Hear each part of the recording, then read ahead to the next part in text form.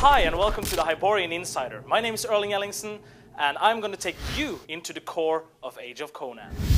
Okay, today we're going to talk about PvP, or player versus player, which is a big part of Age of Conan. Because the stuff that you do on the battlefield not only has an impact on your own character, but also the world around you. The politics of Hyboria, so to speak. But first we're going to talk about PvP minigames. It's simply an easy way to get into PvP action right away. You just open up this GUI that you can see here. You search for a minigame, such as Team Annihilation, Capture the Flag.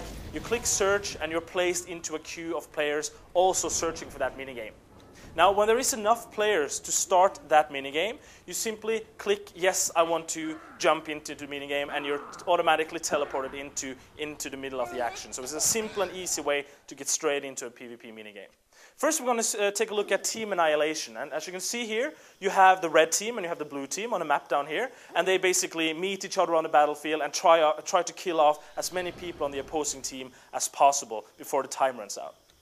Now, this is important. The stuff that you do on the battlefield has a direct impact on the character that you are developing. So when you're killing enemies, when you're protecting friends, and when you're completing goals, you gain PvP experience. And by gaining PvP experience, you also gain PvP levels. And by gaining PvP levels, you gain PvP items, equipment such as weapons and armor that only good PvPers can use, basically. Another part of Team Annihilation is the totem that you can see right here. Every team, or each team, has a totem, and as long as that totem is intact, your teammates can respawn when they die. So the other team will, of course, try and destroy your totem to end the game early. Now, another important PvP minigame is, of course, Capture the Flag, or as we like to call it, Capture the Skull, as you can see here. This is, basic sort of stuff. You fight your way into the enemy's base, or you hide or sneak your way into the enemy's base. You steal the flag. You run home to your own base, and you double-click on your own flag, and you basically score a point for your team, as you can see being done right here. Now, of course, we have many different locations for PvP minigames. You have, for instance, the Blood Ravine, as you can see here, this outdoor area. And if I bring up the map now, you can see how this area looks right here.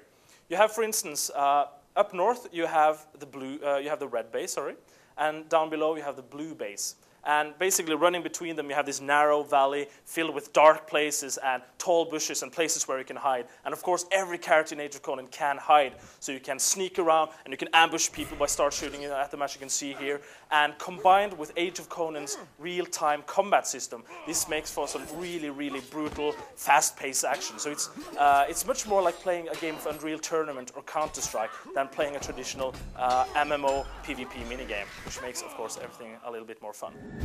Another location is the Lost Temple, this underground Indiana Jones-like place with caves that you have to sneak through, and pitfalls and rivers of lava that you have to avoid getting kicked into, basically. A really dark and dangerous place for PvP. You also have the Hallowed Vaults, as you can see here, which is this labyrinth in the bowels of the earth. A labyrinth of underground passageways, really easy to get lost in. But of course, I'll give you one little tip. You see these blood trails on the ground? If you follow those blood trails, you're probably going to end up in the other team's base. Of course, at the end of any PvP minigame, you get the scoreboard. You can see how many kills you had, how many points you scored, and really measure your own actions up against other players. And of course, last but not least, I'm not going to say too much about this, but we have Siege Warfare. Guild against guild, dozens of players crushing together on the battlefield, bringing down entire buildings and cities that players themselves have created. It's Braveheart meets Troy meets Kingdom of Heaven. It's something you have never seen before on this scale, and we're going to talk a little bit more about this as we get closer to launch, so please stay with us.